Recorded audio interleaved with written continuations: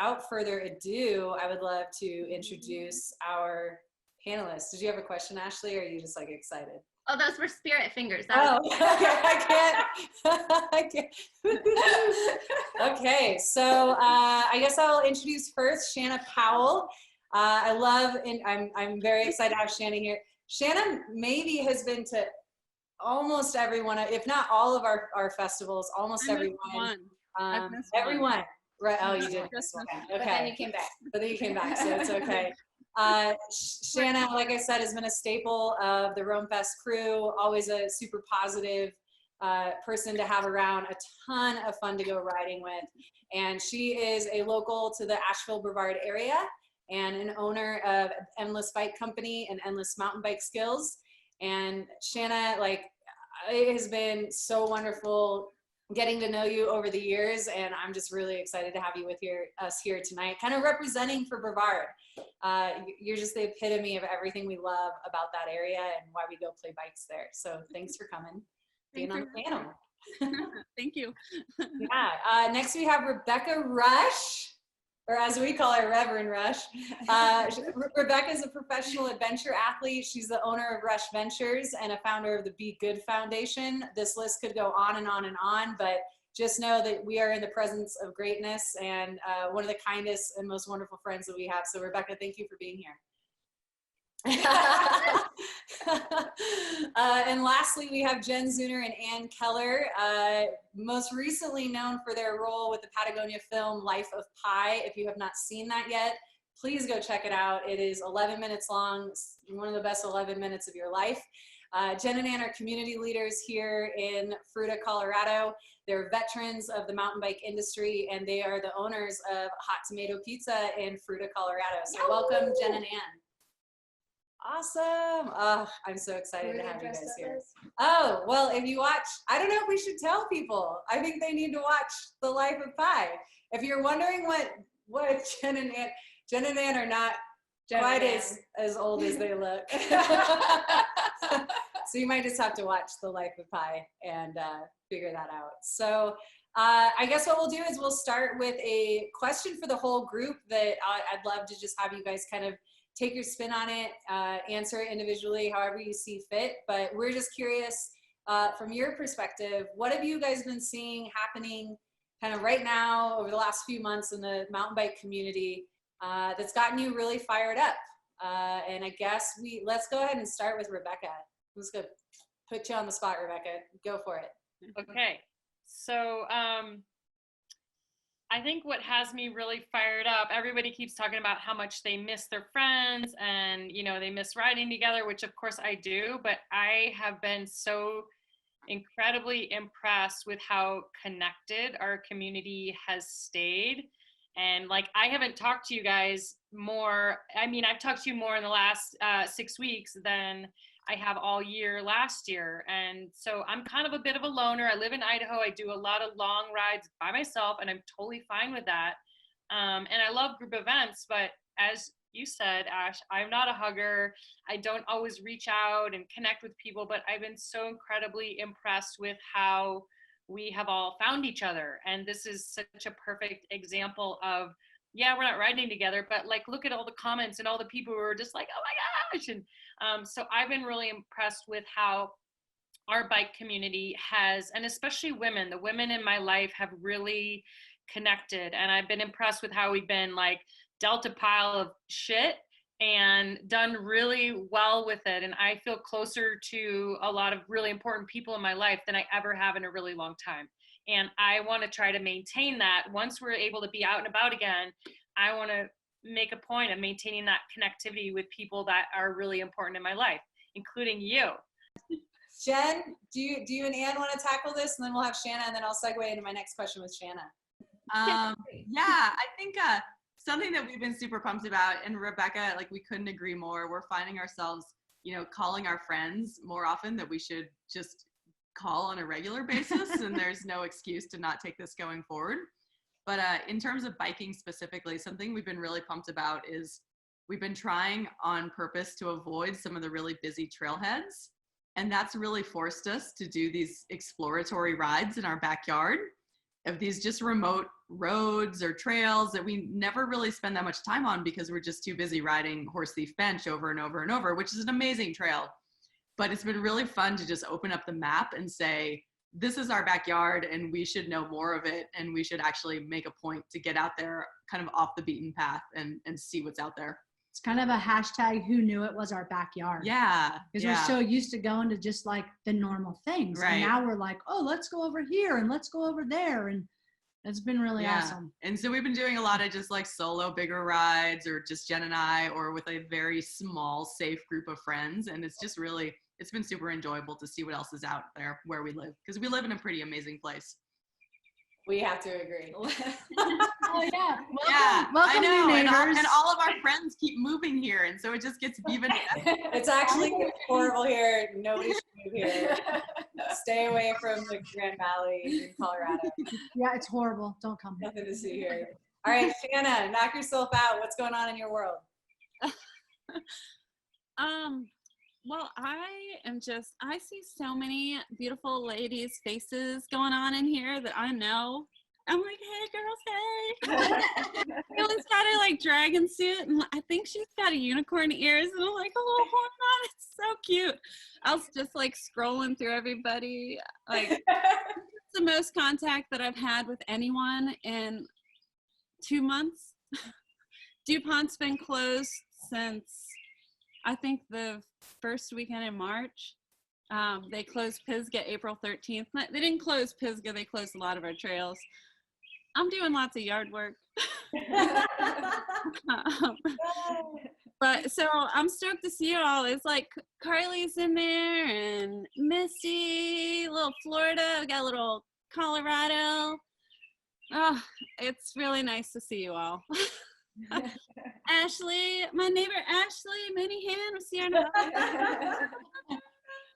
Cheers. So beautiful.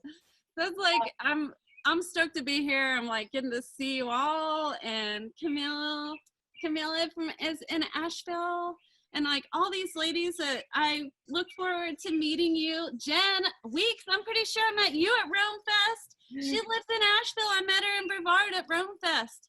Like, what a great thing to be a part of. I'm stoked. Kelly, what's up, girl? Yeah, so Shanna, like with you're pretty well involved with the bike community, and you're also pretty vocal, which is one of the things that we absolutely love about you. You're absolutely not afraid to say exactly what you're feeling. So, I mean, feel free to just lay down the law. If you want to put a positive spin on it, that's great too. But just, I think you're a great resource for folks who are kind of like, so what is going on? And obviously this is a case by case basis. It changes depending on where you're at. But locally to where you're at, what's going on with the trails there, and what are some things you're seeing happening, and what's some advice for us that we can, you know, end this call with and be more mindful with? Yeah. Yeah, like you said, it's a case-by-case basis. Depends on where you go. People are like, Pisgah's closed. It's not closed, but many of the very popular trailheads and roads are closed. It's created this interesting thing, like more people are getting out because they have more free time and more people are buying bikes, but it's also pumping more people into the forest who don't know how to recreate in the forest necessarily. Like, you know, you just like get your bike or you get your shoes and you go walk around in the forest, like, or you go ride your bike. Like, there are rules and people don't get those. So my hope of what comes out of this is like, or what I'm seeing is that there's a lack of user education, and I'm hoping for more user education here. But just, you know, see what's up, Kelly? I wish she was here. Come back. So to just back this up, because at Rome, we are always about, you know, having good trail etiquette, being the best example of the most awesome mountain bikers that we can be. So let's back this up to just basic etiquette. We don't have to go into super details, but just give us, you are in an area that has a ton of user groups. You're on trails with horses, you're on trails with runners. Can you just give us like the basic rules of the trails that people should be following in general, and then anything that you've seen change since, you know, we've had some areas of high impact and things like that? I haven't been out much. I'm gonna full disclosure, I live a 10-minute bike ride from the bottom of Black Mountain Trail, and I am not riding my bike right now because it's one of the only sections that's open. But you know, be nice, say hi to people, talk. Hey, I'm back here. You know, start a conversation with the other trail users. One thing that I find that like mountain bikers and hikers don't necessarily do, the line is usually in the middle of the trail. Right. If you can't ride the line that's usually in the middle of the trail is definitely not over there. Get off your bike, walk it. It's fine. Everybody walks their bike. That's like the big one that's impacting us here is just like people ride wherever they want. They like going around and making these big, it's like things that we don't talk about is where do you ride your bike on the trail? Right. Yeah. And I know we've like, been how do I get through this and ride it? But what's like the right way to ride it? The respectful, the way to ride it. That goes for trail conditions too, right? We were talking to Trisha Davis, who's probably also a neighbor of yours. She does a ton of trail work. And she was talking about not just the puddle etiquette of like when there's a puddle, sometimes it's better to go through it than around it, but tree etiquette that right now trail crews aren't allowed to go out and do trail work. And folks, instead of just picking their bike up and going up and over, they're going all the way around the tree and they're creating these secondary trails. So good for you to point out where like the trail is the trail is the trail and we should stay on the trail. Yeah, maybe. And I think a big part of it is like, we want to be able to ride every section of trail, but if you can't ride that section of trail the way it's supposed to be ridden or where the line is, you just get off your bike and walk it where the line is. Like, you don't go around that shit. Definitely. But like, here's what I hope comes out of it. I hope that more people start to educate themselves because we have all this free time. What are we doing with our free time? I am gardening. I'm sleeping in. I'm playing with my cats. I might be drinking a little early, Rebecca. I knew it. Fuck here. I'm like learning about things that I don't know. I'm trying to make my beautiful azalea garden house that I bought into a urban homestead. Like that's what I'm doing with my time. Like, I don't know. I think all of this is a good opportunity for us to like learn something new, pick up a new hobby, challenge yourself in a different way. I'm terrified to go to the grocery store now. What the fuck is that? Like we're all being challenged in these crazy ways. Like, I'm just like, it's a good time to learn. It's a good time to pay attention, like learn more about your area that you're riding, whether it's a national forest. Pisgah's a national forest. DuPont's a state recreational forest. We were having summertime numbers in March. Yeah. As soon as all this stuff happened, like everything got closed down. Everything didn't get closed down, but the most popular areas did. And people were like, but I need to recreate, and it's easier to stay away from people when I'm recreating outdoors. But what they don't understand is the guy who just left the 18-pack of Budweiser cans and the 80-pack of water plastic next to the exercise trail beside the ranger station. You know, it's not necessarily us, but it's like everyone right now, people just aren't necessarily respectful. And that's why we have had our trails closed down. But it's giving people an opportunity to get creative, and it's bringing more people out. Yeah, I don't know. I think you make a great point about taking this time to educate yourself. So thank you for your insight. I think that's absolutely makes a ton of sense to me. That there's a ton of resources. You can pretty much just Google like mountain bike etiquette, and there's a ton of resources there. So Shanna, thank you so much for your insight. I really appreciate it. We are going to move on to Rebecca. Yes. And Andy's going to ask Rebecca the next question. Rebecca. Andy. Like us all, you've had to really think and change and pivot your personal and professional schedule and goals, but your foundation has remained a constant, and you just really continue to share that message. What are you doing now in this time to continue to support your great causes and how you can get folks involved. So thank you for that question. That's a really good question, Andy. Thanks. Good thing I have my Andy special superpower glasses on so I can answer this. I have kind of been thinking about this time in our lives, whether you're a healthcare worker, you're an event director, you're a professional athlete, whatever it is, we are all having to pivot and adapt to the storm that we're in. There's no going back. We got to go forward. And so I kind of take a little trail lesson from the Iditarod Trail in Alaska. That was the last event I did, that, we are navigating right now without a map. We don't have a trail map. We don't know what's happening. We don't exactly know which way to go, but we're all still operating with our internal compass and what you believe and what's important to you. And so we do have that compass to keep drawing us. And so for me, I came home and I was really bummed. I didn't have any events to train for. My big event for September may or may not happen. That's my biggest fundraising event of the year.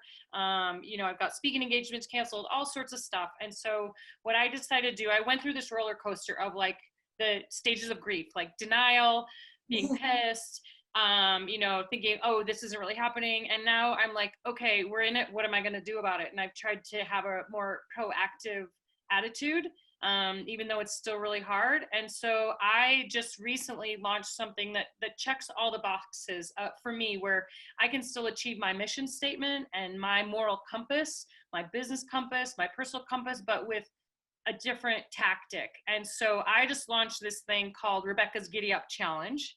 And I launched it because I was not motivated to train and ride my bike. So I needed some big, hairy, scary thing, a goal for myself. So, and then I decided, okay, well, it can be a fundraiser for my foundation for COVID relief. One, I got to get off my ass. Two, I've got to do something for my business and my foundation. And three, I want to do something for other people. And four, I want to do something about this COVID thing we're in. And so the Giddy Up Challenge is basically a Memorial Day big ride, do-it-yourself ride from wherever you are, or run. And there's 4 elevation challenges. You sign up for a challenge, it's $20. We all collectively are sweating our butts off that weekend. And it's going to go through the Be Good Foundation to groups like World Bicycle Relief that are doing bikes for healthcare workers, and through the CDC Foundation, and also People for Bikes that are doing exactly a lot of the things that we're talking about, is working on infrastructure for bikes and trail etiquette for new users. And so I basically just had to get off my butt and stop, eating Cheetos on the couch. But so the Giddy Up Challenge, you guys can all join. I'm going to be attempting an Everest attempt, which is the same elevation as Everest in one day. So 29,029 feet. You basically just ride up and down a hill as many times as you can till you hit that elevation challenge. I'm going to do it at home on a hill here, but you can do 5,000, 10,000, 15, or 29. So I hope some of you will ride with me on Memorial Day weekend. And the reason I'm launching it on that weekend is the Be Good Foundation was really inspired by my dad, and Andy's been to Laos with me. He was shot down there over the over the Ho Chi Minh Trail. And that's where I really realized I could use my bike as a vehicle for healing and empowerment. And I could use my bike for a lot more than just me. And so I launched this for Memorial Day weekend, the Giddy Up Challenge, in my dad's honor. So hopefully he'll be riding along with me.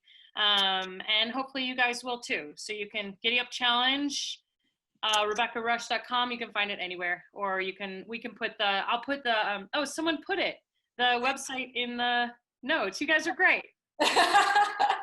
Well, that's what I'm doing. And yeah, we don't have a map, but we have a compass. So that is my advice to all of you. You know what's in your heart, and find a way to continue to follow that. Oh, awesome.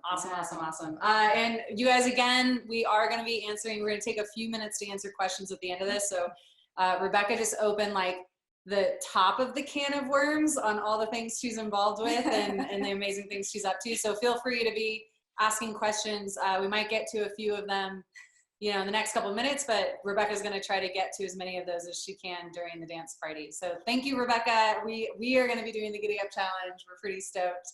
It's my birthday weekend, so we're gonna Climbing on your climb into birthday. 35. It's gonna be great. So the Action Sisters, which that's a little weird, Jen and Ann. Call you with what I'm about ready to ask you about. The Action Sisters. Wait, for those of you who are not in a lesbian relationship, it is extremely awkward when people ask you if you're sisters, which Andy and I get all the time. Yeah, especially if you don't look alike. Right? And you're in your 80s. Yeah, And you're in your 80s, it's even weirder. I know, it's so strange. It's so awful.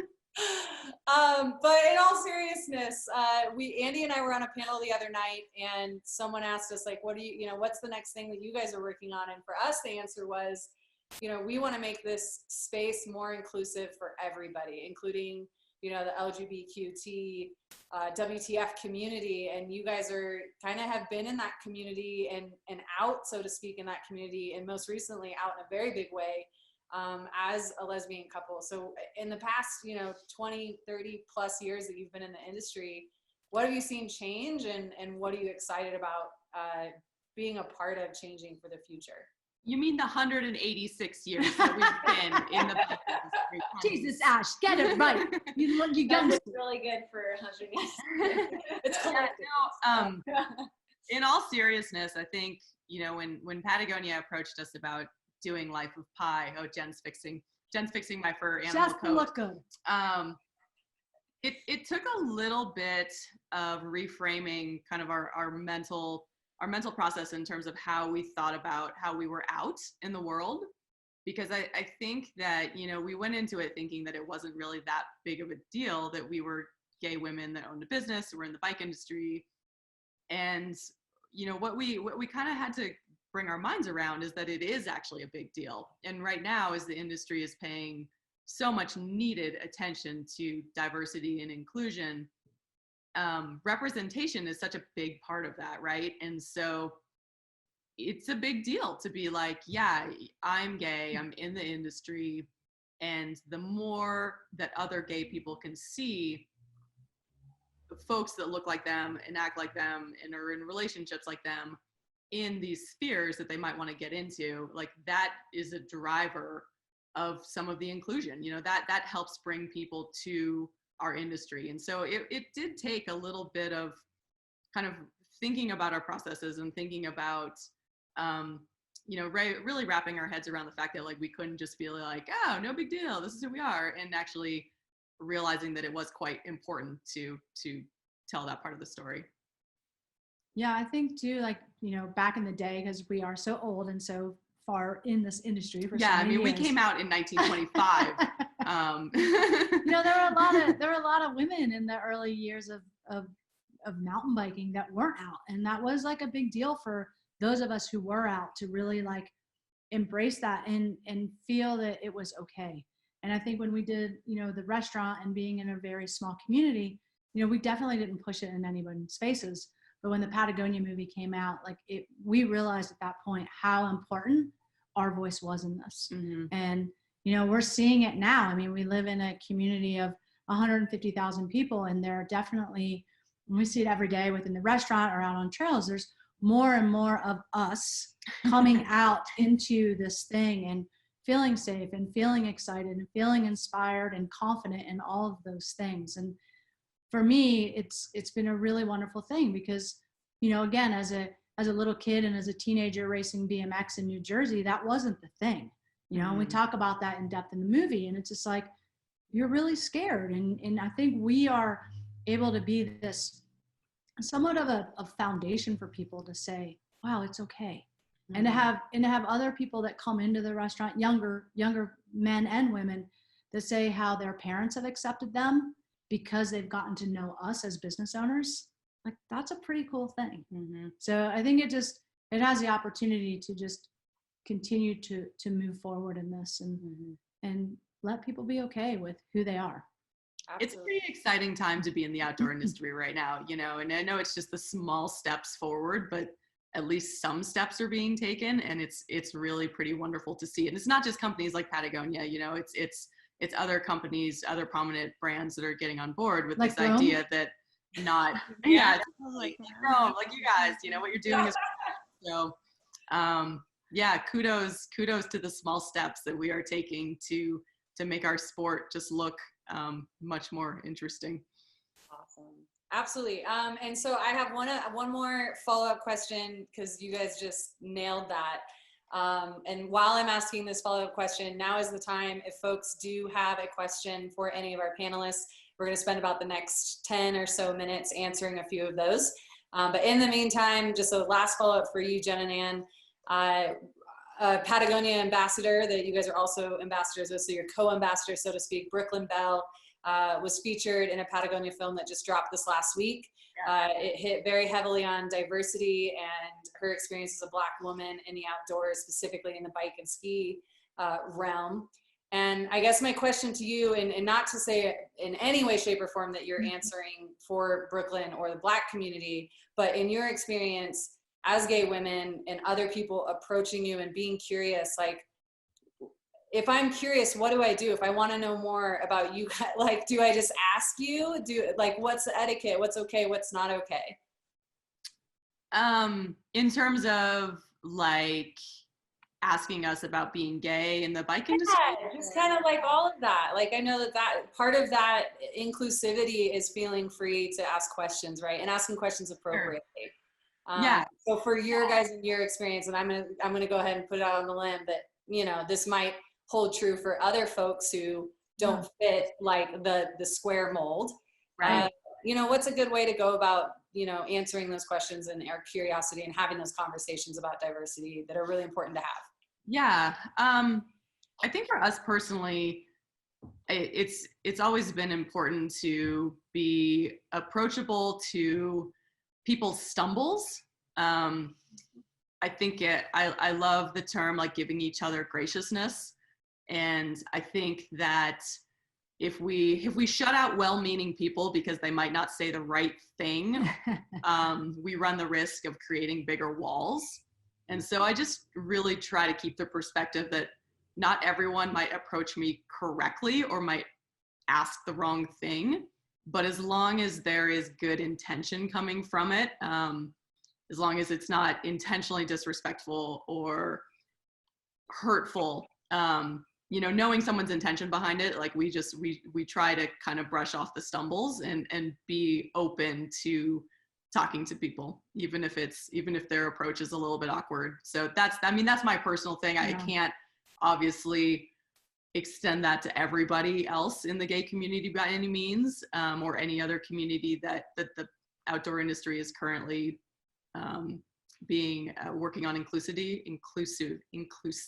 with, but I think that's just kind of our personal approach. Awesome. Did I answer your question? Yeah, no, I think that's great. Ashley, I have not been watching the comments because I'm just like focusing on these ladies, but if you want to hop on with, if anybody has asked questions, we can go ahead and answer any of those that have come through. And if people still have questions I see lots of like. There's a lot of banter. I don't think that there's any direct questions, but we actually got emailed some questions today, so maybe I can ask that. Okay. We had someone email specifically for wheelie advice, like how to pop a wheelie and how to hit jumps a certain way. I have a general question regarding that kind of stuff. When people have questions, this goes out to the coaches, Rebecca and Shanna. When people have questions about skills right now, is that a thing that you can do digitally? Like, where's the best place to send them? And what is your advice on people wanting to hone in their skills, but not being able to have someone help them in person?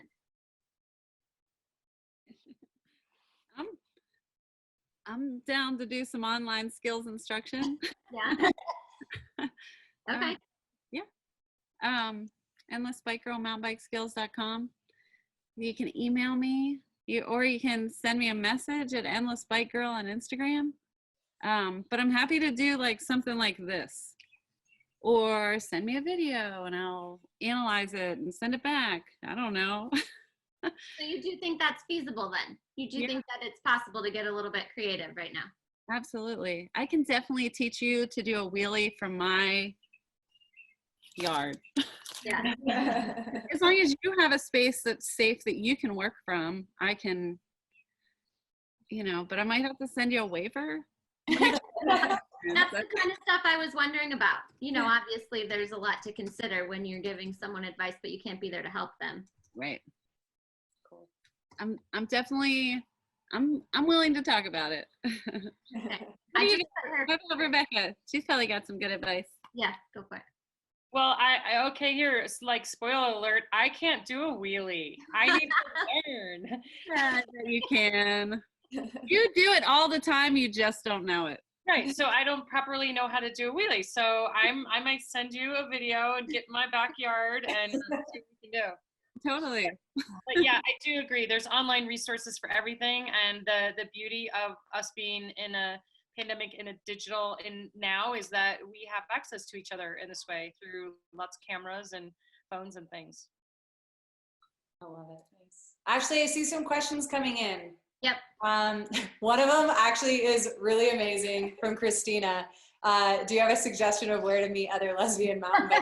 Because she said she's been surprised that there aren't more gay people in the industry, which full disclosure, when I got my first big break in the mountain bike industry, I was single at the time. Just gonna go a little walk down story lane here. And I literally was like, I'm gonna meet so many lesbians. This is gonna be so great. And then I really didn't meet a whole lot of them. So I mean, and Jen, feel free to chime in if you have a different response. But for me, it was just a matter of meeting more ladies in the community and meeting ladies of all different shapes, sizes, backgrounds, all of the above, and really just expanding that network. And lo and behold, I met my wife at a bike race, so it does happen. But Jen and Ann, do you guys have anything to expand on that? I feel like Rome Bike Fest in Sedona. I was going to say that same thing. Go to Rome. You need a lady friend, go to Rome. That's totally fine. Yeah, no, I mean, I saw that question pop up. Yeah. That is such a great question that I don't really know the answer to, because I feel like our personal experience, especially being in Fruita, Colorado, is, you know, when we moved here, like, we had no other gay friends to ride bikes with, male or female. Mm-hmm. And slowly that faucet has been turned on. And so I think that it's sort of the natural progression of people getting involved into the sport, is that more people get involved to the sport in general, the more gay people are going to get involved into the sport. And so that's kind of what we've seen. But yeah, I would assume there are probably some groups. I just don't know. I think it's a perfect time to start like a gay specific mountain biking group. Yeah, by all means. Rome gay. We have the Rome gay event. We have in the past had a beta event called Les Bike, and it's a small retreat. Yeah, and we might be bringing that back. I think Fruita is the perfect place for that. It might There's one in Sedona. That's where I met you. Yeah. Well, it was like Les Bike plus Shanna and Delia, who were straight. It was awesome. I was sold. I was like, yes. That's so great. We did have another question come in from Elena Caldwell, who Elena's been a former member on our panel. She's currently the general manager at Juliana Bicycles. Amazing, amazing woman in the bike industry. Been in the industry as long as the Action Sisters. As long as the Action Sisters. Pretty much. Yep. And Elena asked, why is the discussion about inclusivity only being covered in women's forums and not everywhere? So if any of our panelists have any thoughts on that, go for it. I will say, and Elena, you've been at some of these meetings, there are starting to be discussions in the bike industry, usually hosted by 50 to 60-year-old white men sitting around with each other, asking why there isn't more inclusivity, or how do we get more inclusivity. And, you know, Elena's been knocking down the door. You guys, I mean, I've tried to get into those meetings at, like, you know, the Bicycle Leadership Summit at Sea Otter, and listen to the chats, and the discussion is happening in those groups, but they aren't inviting the rest of us to the table.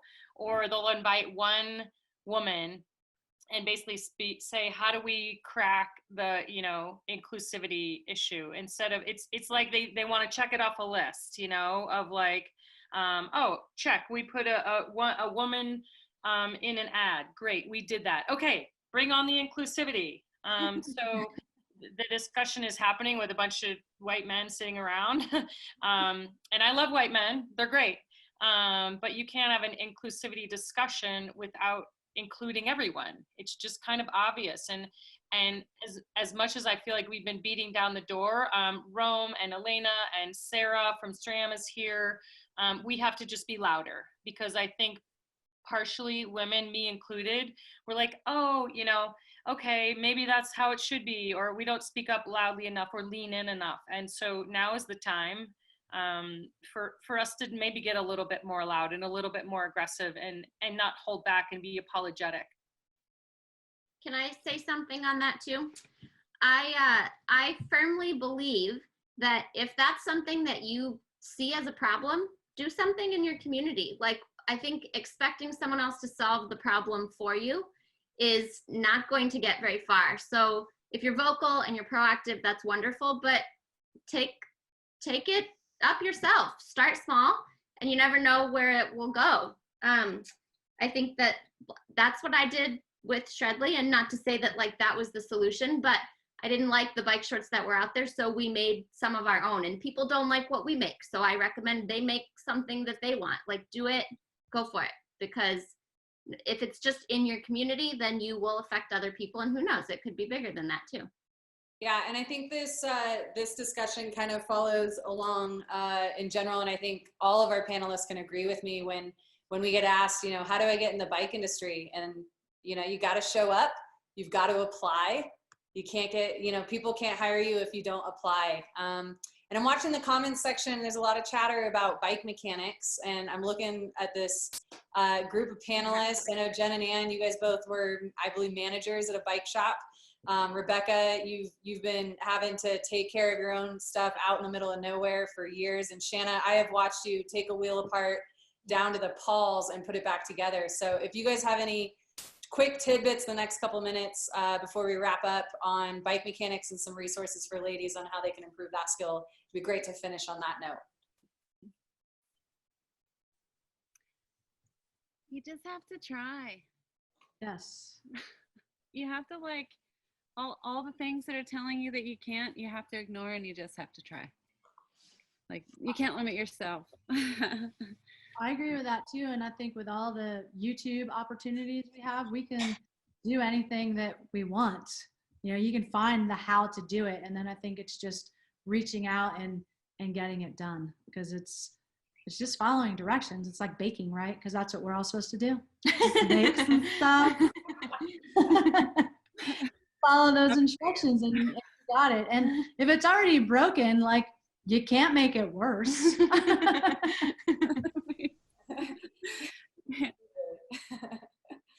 Rebecca, anything to add? I think it's important just to try. You know, I am not a bike mechanic, and I think it's important to just learn a few things, and I'm starting to dabble a little bit more, and it's really empowering. And I was encouraged to do that through STRAM and through Sarah, and over in, I forget where we were, but we were doing a STRAM event, and I didn't know how to do something, and, you know, people started showing me because I asked. And I think that that's, you know, I can't tell you how many rides I've been on that are group rides with men or women or whatever. And, you know, it's so quick for a guy to jump in. A woman gets a flat, a guy jumps in, he wants to help. And I'm just like, no, out of the way. We're going to do this. And really kind of forcing people to just learn a little bit about their own bikes. And it's not bad on the guy who wanted to help. He was just trying to help, but it's actually not helping somebody, because you need to learn it yourself. And so I think another bonus that's come out of the coronavirus is bike shops and things. A lot of them are closed. So I sent Andy some pictures, because I've been like working on my own bike because Andy's not here. And I'm like, dang it. But I've learned so much, and I think it's just try. It's, you know, it's not that scary. I think Natalie actually had a good point in the comments. Hey, what's up, Natalie Lou? She said she's been working in a bike shop building bikes. Like if you're serious about wanting to learn about how to bike, roll into the bike shop and be like, hey, I'll work for free if you let me build bikes. Or whatever you can do. Cause like, that's really where you start, or where a lot of bike mechanics start. It gets you in the door. It's something, hey, here's what I'm offering you. And then you start to ask your questions as you learn more and get more questions. Yeah, no, definitely. And Andy, that's where you got your start, right? Yeah, building bikes. Building bikes. And then you're around everything else. So even though you're just like building maybe the same hybrid over and over again, or kid's bike, you hear what's going on, you see what's going on, eventually it gets busy and they hand you a tire that needs fixing. And then you're on to the next thing, and it just snowballs. Yeah, definitely. I think a really cool thing when we know that we're making a difference is nobody refers to Andy Zoltan or Sarah Gerald as, oh, she's a really good female bike mechanic. You just say she's a really good mechanic. And I consider myself an athlete or a business owner. I don't consider myself, oh, I'm good for a woman business owner. Like, let's just get rid of that part of the conversation. And if anybody tries to call Andy like, oh, she's good for a girl mechanic, like, that's just bullshit. I don't know if we can swear on this webinar, but I think in our own language too, not referring to yourself as, oh, I'm a female athlete, or I'm a female rider, I'm a female business owner. It's like, no, I'm a fucking rock star business owner. Own it. Amen, Rebecca. Amen. Well, I think on that note, I would like to thank you guys for being a part of the Shred Talks panel. I have a million more questions for you. I'm sure a few of the ladies probably still do. So just want to remind everybody, you can still ask questions for the remainder of our Roam at Home, and these ladies in the comment section will get back to you as they can. So thank you, Jen and Ann, Rebecca, Shanna. We love you, ladies. It's so good to see your faces. We're absolutely ecstatic that you guys took a few moments out of your busy days to spend time with us. So thank you.